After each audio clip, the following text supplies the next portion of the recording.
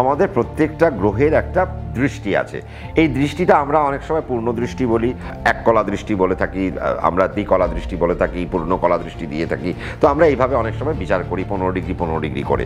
60 কলা দৃষ্টিটাকে আমরা পূর্ণাঙ্গ দৃষ্টি বলি, অর্থাৎ ফুল দৃষ্টি। তো এবার আজকে প্রত্যেকটি গ্রহের দৃষ্টি আছে। রবি আর চন্দ্র যেমন তার পূর্ণ দৃষ্টি একটি ঘরেই পড়ে, কিন্তু বৃহস্পতি সে আপনার যে রাশিতে অবস্থান করবে সেখান থেকে সে 3 নম্বর, সেখান থেকে সে 5-এ দৃষ্টি দেবে, সেখান থেকে সে 7-এ দৃষ্টি দেবে, আবার 9-এ দৃষ্টি দেবে। আবার যেমন ধরুন শনি যদি একটা প্ল্যানে ঘরে বসে থাকে, সেখান থেকে সে 3 নম্বর ভাবে দৃষ্টি দেবে, 3-এর পরে 7-এ দৃষ্টি দেবে, 3-এর 7-এর পরে সে আবার 10-এ দৃষ্টি দেবে। তাহলে 3, 7, 10-এ শনি দৃষ্টি দিচ্ছে। মঙ্গল যেমন আজকে যেখানে বসে থাকলো সেখান থেকে সে তার 4 নম্বর দৃষ্টি দেবে, তার সে 7-এ দৃষ্টি দেবে, তার সে 8মে দৃষ্টি দেবে, যে ঘরে সে বসে রইল। বুধ পূর্ণ দৃষ্টি হয়তো তার 7মে দেবে, শুক্র তার পূর্ণ দৃষ্টি তার 7মে দেবে, রবি পূর্ণ দৃষ্টি তার 7মে দেবে, চন্দ্র পূর্ণ দৃষ্টি তার 7মে দেবে। কেতুর কোনো দৃষ্টি নেই, তাহলে কেতু যে ঘরে বসে থাকে সেই ঘরের কোনো ফল সে ক্রিয়েট করতে পারে না। সে কিভাবে ক্রিয়েট করে? যে নক্ষত্রের উপর দিয়ে যায় সেই নক্ষত্রের ফল দিতে দিতে যায়। কটা নক্ষত্র? 27 খানা নক্ষত্র আমাদের মধ্যে পড়ে রয়েছে। তার মানে এই যে 27টা নক্ষত্র আর হচ্ছে গিয়ে আমাদের 9টা প্ল্যানেট, তার মানে এই 9টা প্ল্যানেট আর 27টা নক্ষত্র, 12টা ঘর, এই নিয়ে আমাদের টোটাল একটা কালপুরুষ বা টোটাল রাশিচক্রকে আমাদের মধ্যে ভাবা হয়েছে। ধরে নেওয়া যাক আপনার হয়তো দেখা গেল যে আপনার হয়তো কর্কট লগ্ন। এই কর্কট লগ্ন সাপেক্ষে আপনার চতুর্থভাবে আপনার হয়তো তুলা রাশিতে শনি মঙ্গলকে নিয়ে বসে রইল, রাহুকে নিয়ে বসে রইল এবং রবিকে নিয়ে বসে রইল। এবং রবি কোথায়? রবি হয়তো তুলা রাশিতে নিচস্থ, আপনার তার মানে কার্তিক মাসে জন্ম ধরে নেওয়া যাক। তার মানে 4টে প্ল্যানেট এক জায়গায় হয়ে গেল। তার বাকি রইল কোথায়? বাকি রইল আর 5টা প্ল্যানেট বাকি 11টা ঘরের মধ্যে থাকবে।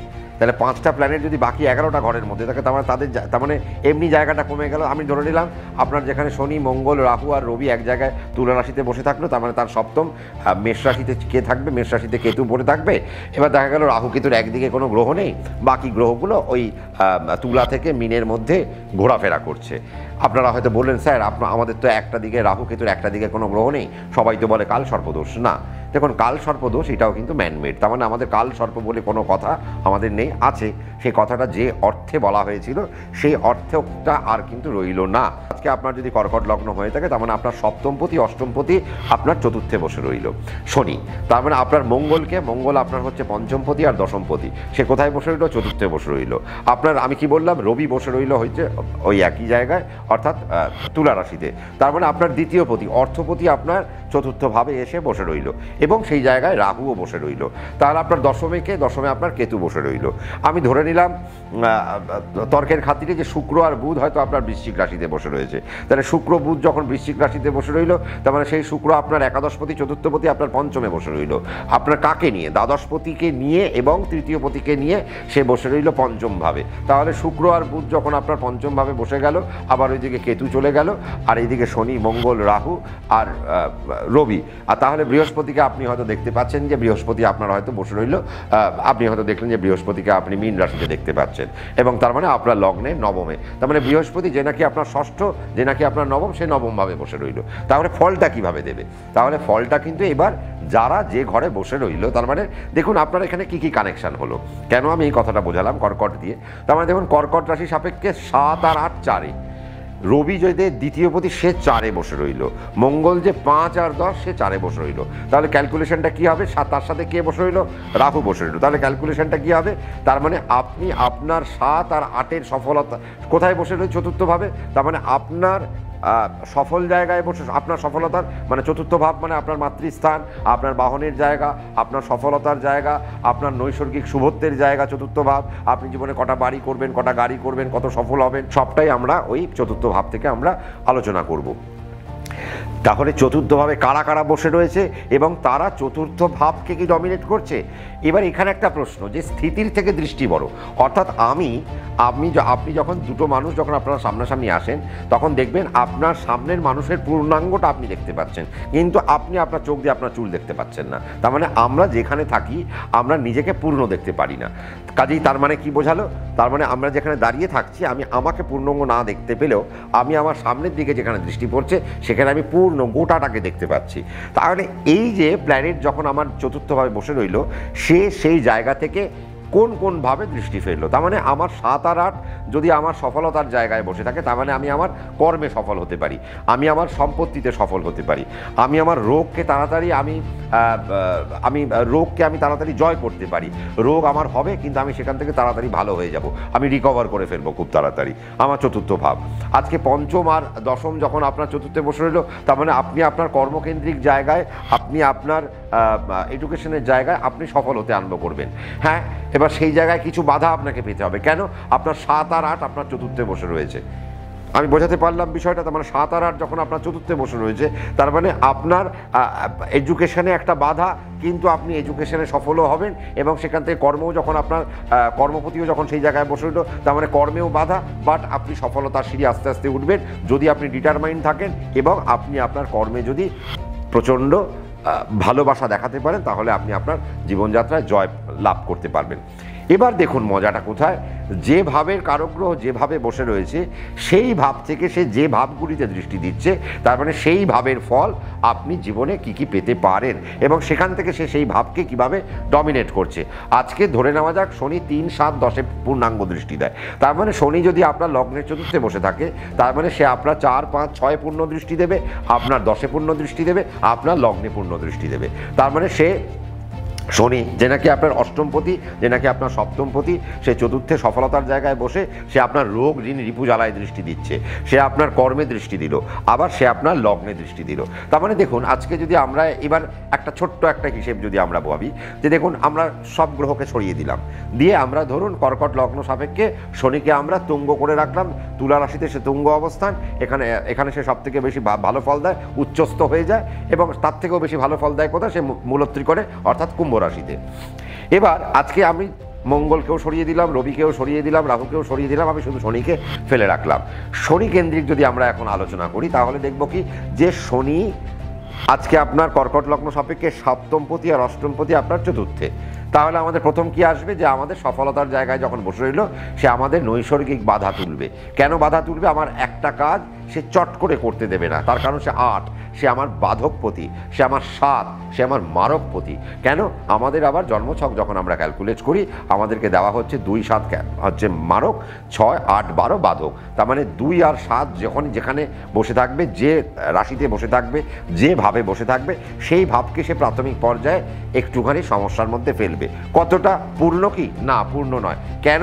তার কারণ আমি কি বললাম, আমরা যেখানে দাঁড়িয়ে থাকি সেই জায়গায় আমরা নিজেকে পূর্ণ দেখতে পাই না। তাহলে শনি তুলা রাশিকে পূর্ণ দেখতে পাচ্ছে না, কিন্তু সে তুলা রাশিতে বসে রয়েছে। তার মানে বাধকপতি আর মারকপতি আমার যখন চতুর্থে বসে রয়েছে, তার মানে আমাকে আমার সফলতায় বাধা পেতে হবে এবং আমাকে আমার সফলতায় মাঝে মধ্যে মারকও পেতে হবে, মানে আমার সফলতা নষ্ট হয়ে যাবে। বাট সেখানে সে উচ্চস্থ, সে পরীক্ষা নিয়ে আমি যদি ধৈর্য ধরে রাখতে পারি, সে আমার কি করবে? সে আমাকে সফলতা দেবে। কোন জায়গায় যদি সেই জায়গায় আমি যদি মানসিক জায়গা ধরে রাখতে না পারি, আমার কি ক্ষতি হতে পারে? শনি ষষ্ঠে দৃষ্টি ফেলে রাখলো, রোগ ঋণ রিপু জ্বালাতে। তার মানে আমার মেন্টাল জায়গা যদি আমার খারাপ হয়ে যায়, আমি যদি সফলতাকে যদি আমি অ্যাকসেপ্ট না করতে পারি, আমার মনের মধ্যে ভয় তৈরি হবে, আর যখনই ভয় তৈরি হবে, ষষ্ঠে দৃষ্টি ফেলে রাখলো, আমার রোগ তৈরি হবে, আমার টাকা পয়সার অভাব তৈরি হবে, আমি ঋণগ্রস্ততার দিকে ঝুঁকে পড়বো, আমার মানসিক জায়গা নষ্ট হয়ে যাবে, আমার শত্রুতার জায়গা বেড়ে যেতে আরম্ভ করবে। কারণ আমি তো তখন আর নিজের মধ্যে থাকবো না, আমার মুখ দিয়ে ভুলভাল বেরোতে আরম্ভ করবে, আর যখনই ভুলভাল বেরোতে আরম্ভ করলো, তখন আমি দুটো শত্রু তৈরি করতে আরম্ভ করলাম এবং ভুল প্ল্যানের জন্য আমার শত্রুগুলো তৈরি হতে আরম্ভ করলো। এ না হয় ভালো কথা। তাহলে আমার শনিকে আমাকে সেই জায়গায় সামলে চলতে হবে। আজকে আপনারা অনেকেই দেখতে পান যে আপনার অষ্টমপতি আপনার চতুর্থে বসে রয়েছে, তার মানে আপনার জীবনে বাধা দিয়ে শুরু হবে, আপনার কর্মের একটা সফলতায় বাধা থাকবে, আপনাকে সেটা অ্যাকসেপ্ট করতে হবে। আর আপনি যদি সেটা অ্যাকসেপ্ট করতে না পারেন, তাহলে আপনাকে বাধা খেতে খেতে খেতে খেতে যেতে হবে। এবার এক একটা প্ল্যানেটের এক একটা চরিত্র আছে, এই চরিত্রকে চরিত্রায়ন করা প্রয়োজন রয়েছে। যদি আপনি সেই প্ল্যানেটের চরিত্রায়ন করতে পারেন, তাহলে আপনি আপনার জীবদ্দশায় ভালো থাকতে পারেন। দেখুন আপনার অষ্টমপতি আর আপনার সপ্তমপতি আপনার চতুর্থে বসে কোথায় দৃষ্টি দিচ্ছে? যেমন রোগ ঋণ রিপু জ্বালাতে দৃষ্টি দিল, তেমনি আবার আপনাকে দৃষ্টি দিল কোথায়? আপনার দশমে। অর্থাৎ সে তো সপ্তম, মানে তার শনি সপ্তম দৃষ্টি চতুর্থ থেকে আপনার লগ্নের দশম। তার মানে আপনার কর্মে আবার পূর্ণ দৃষ্টি ফেলে রেখলো। তার মানে আপনাকে কর্মে অনেক বাধা পেতে পেতে পেতে পেতে যেতে হবে। তার মানে আপনি যত সেই বাধাকে অ্যাকসেপ্ট করবেন, আপনি চকচক করবেন এবং এবং আপনি জীবনের একটা চরম অধ্যায়ে গিয়ে পৌঁছবেন, সফলতার শীর্ষে আপনি আস্তে আস্তে উঠতে আরম্ভ করবেন, যতই আপনার বাধা থাকুক না কেন। আর আপনার সেই অষ্টমপতি আর সপ্তমপতি আপনার লগ্নে, তার মানে আপনার জীবনের বাধার কারণ আপনার লগ্ন, অর্থাৎ আপনার দেহ। কারণ আমরা দেখি একটা মানুষ, সে হয়তো অনেক পড়াশুনো করেছে, কিন্তু আজকেতে তার হেলথের কারণে এত ভুগছে যে সে তার কর্ম সম্পাদন করতে পারছে না। আজকে সে কর্ম করতে যাবে কিভাবে সেটাই সে ভেবে উঠতে পারছে না, যে সম্রাটদা আমি তো ভাবলাম যাব, কিন্তু আমার তো শরীর সায় দিল না। তার মানে শরীরের কারণে আজকে আপনি ব্যর্থ হচ্ছেন, আপনি সফলতার থেকে পিছোচ্ছেন। তার মানে আমাদেরকে এইভাবে ভাবতে হবে। আজকে রাহু কেতুর একটা দিকে প্ল্যানেট না থাকতেই পারে, কিন্তু আপনার কোন ভাবের কারকগ্রহ কোন ভাবে বসে রয়েছে, সেখান থেকে কোন ভাবগুলোকে সে প্রভাব ফেলছে, এবং সেই ভাবগুলোকে সে যখন প্রভাব ফেলছে সেখানে সে কীরকম ফল দিচ্ছে। সে কি মিত্র ঘরের দৃষ্টি দিচ্ছে, সে কি শত্রু ঘরে দৃষ্টি দিচ্ছে, সে কি সমর ঘরে দৃষ্টি দিচ্ছে। যদি মিত্র ঘরে দৃষ্টি দেয় তাহলে মিত্র সুলভ আচরণ হবে, আপনি আপনার জীবনে ভালো ভালো জিনিসগুলো তাড়াতাড়ি তুলে আনতে পারবেন। যদি শত্রু রাশিতে দৃষ্টি দেয় তাহলে আপনার জীবনে যে কাজগুলো হবে একবারে হবে না, কেউ দুবারে পাবেন, কেউ তিনবারে পাবেন, কেউ 5 বারে পাবেন, কেউ 8 বারে পাবেন। ওই কিং সলোমনের গল্পের মতো, মানে বারংবার আমি যুদ্ধে যাব, হারবো, কিন্তু আবার আমি নিজের মনকে তৈরি করব, আবার যুদ্ধে যাব। এই করতে করতে করতে গিয়ে আমি 3 বার বা 4 বারে গিয়ে আমি আমার যুদ্ধ জয় করব। আবার কাউকে কাউকে আমরা দেখতে পাবো যে খুব তাড়াতাড়ি সে আবার হয়তো জীবন যুদ্ধে অনেক তাড়াতাড়ি বড় হয়ে গেছে। তাকে হয়তো একবার সে চেষ্টা করেছে, সে বড় জায়গায় পৌঁছে গেছে। কেন?